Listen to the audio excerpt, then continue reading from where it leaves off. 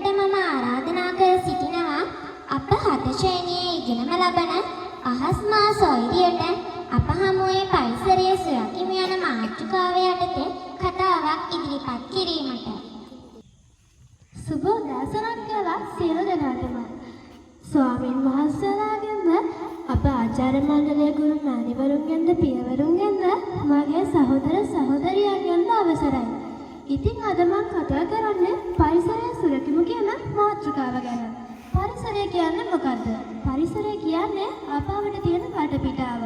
ඒ පරිසරයට ගස්වැල්, සත්තු වගේම පුංචි අපිත් අයිති. ඉතින් ගස් කැපීම, කුණු කසල පරිසරයට දැමීම වගේ වැරදි පුංචි අපි විතරක් නෙමෙයි ලොකු අයත් කරනවා. ඉතින් ඒ වැරදි නවත්ත ගත්තොත් අපිට පුළුවන් අපේ පරිසරය එහෙම නැත්නම් අපි ජීවත් වෙන වටපිටාව රැකගන්න. ඉතින් අපි එක උදාහරණයක් ගමු. ඒ තමයි කුණු කසල පරිසරයට දැමීම.